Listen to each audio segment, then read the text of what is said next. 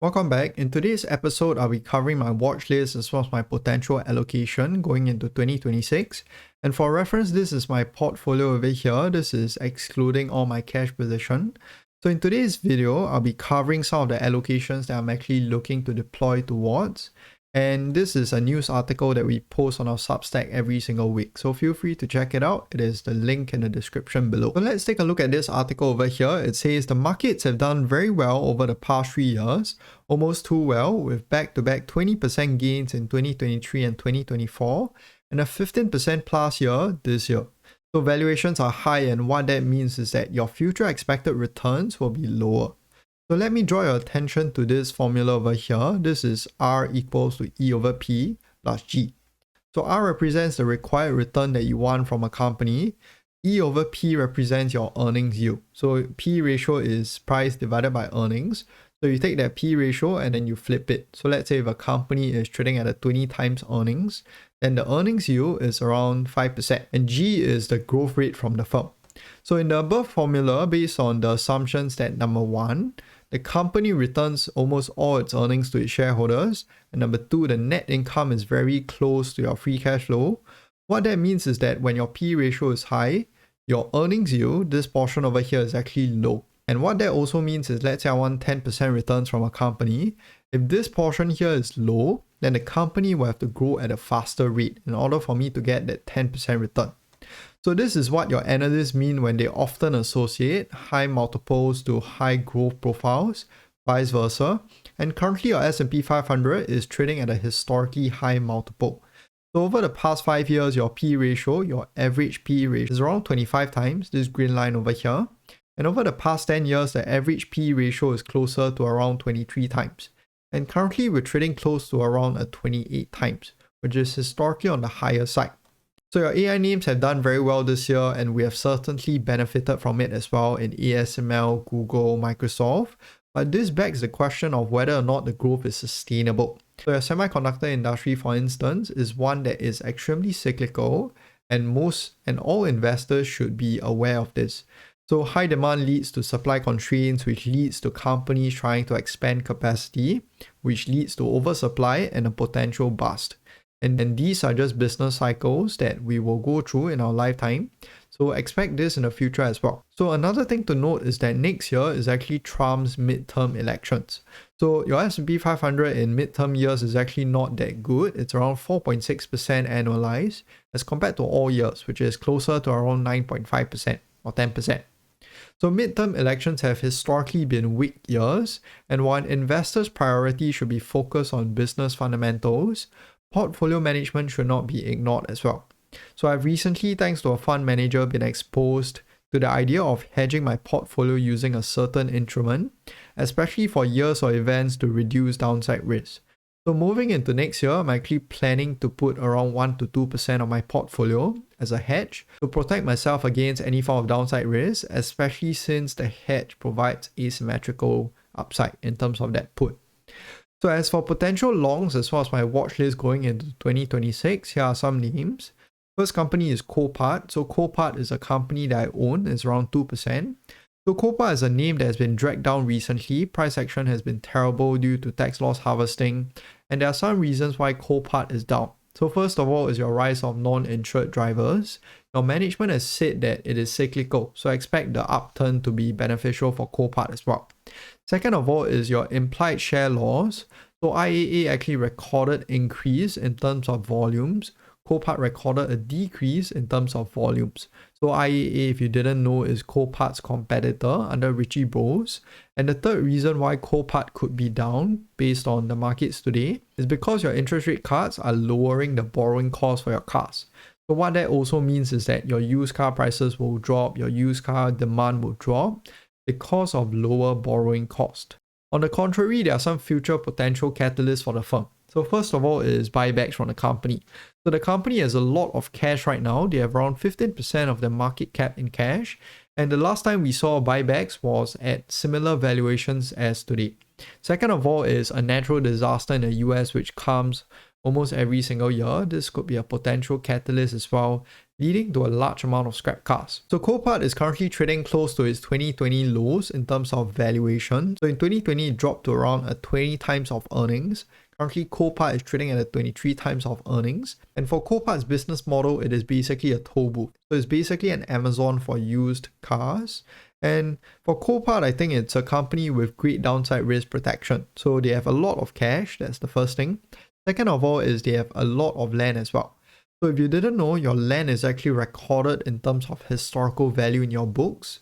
And what that also means is that the true value is not truly recorded in your balance sheet. So the land value that is recorded into Copart's books today is likely a lot more understated as compared to what the true value is. So I know there are a lot of investors that are concerned with Copart's terminal risk in terms of EVs. But I feel it's a bit overblown. So first of all is that your EVs, they lower total loss frequency. This is one of the arguments made. But there's a counter argument to this as well. There's sort of like a balancing factor, which is that your car parts are more expensive and they drive up total loss frequency as a result. Second of all is that your EVs make up around 2% of the current US fleet, around 8% of new car sales, and new car sales make up 5% of the total fleet. So let's say in the worst case scenario, every single person that buys a car is buying an EV or an AV.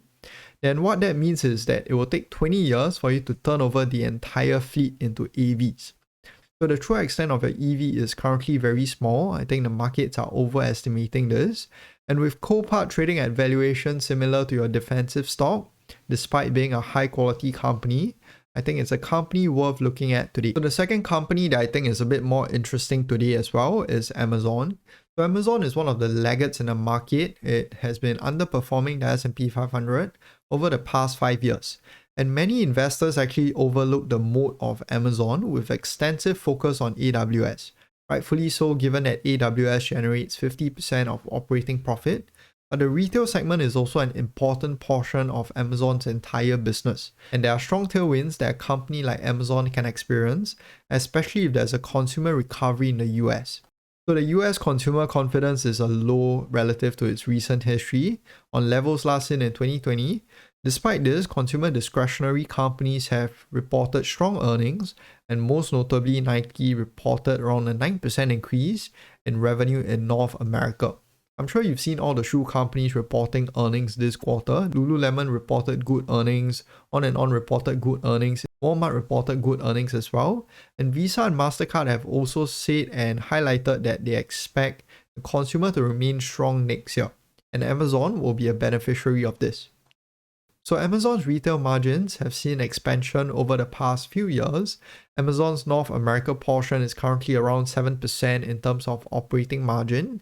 The international portion is still a bit lower because they're trying to gain share. The retail segment has seen margin expansion over the past few years, and continued margin expansion can be expected with economies of scale. Amazon has continued to spend on robotics. Last year, for example, they spent around $7 to $8 billion on robotics, around 20% of Amazon's free cash flow.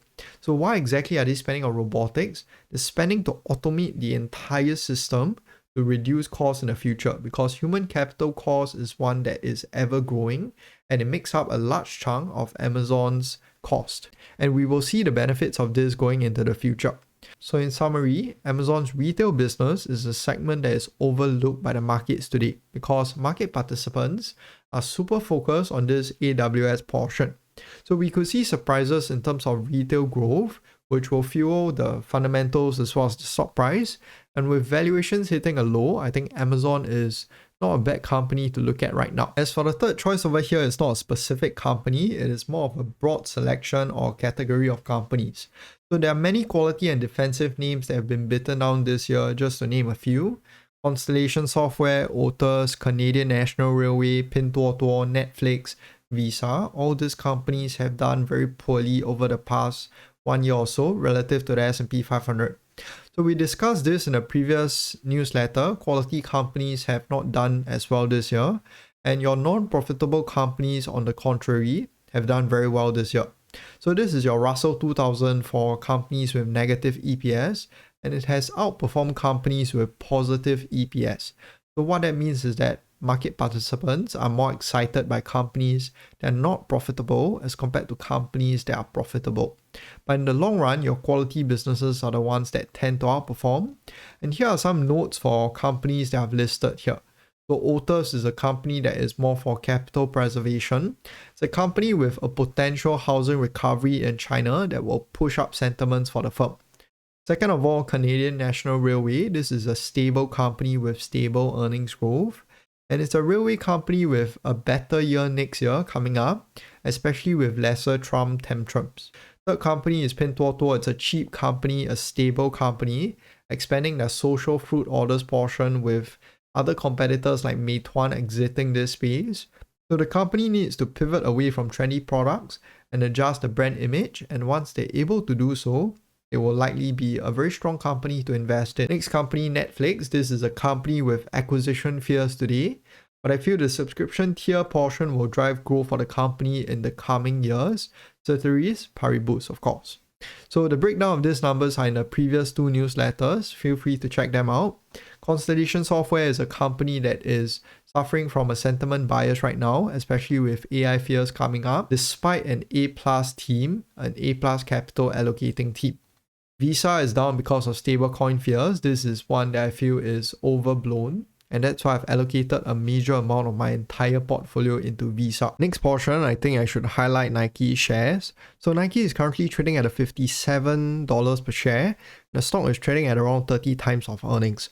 So Nike just reported their earnings a few days back, and these were their earnings here. So second quarter revenues were up 1%, wholesale revenue up 8%, Nike direct revenue down 8%, and the main number that the streets were fearful about was this number over here, which is that your gross margins decreased by 300 basis points to around 40.6%. So the reason for this decrease in terms of gross margins was primarily due to higher tariffs in North America. And for Nike, the North America portion actually increased in terms of revenue by around 9%. So if you were to look at Nike's valuation, for example, today, the company is trading at a 1.89 times EV to sales.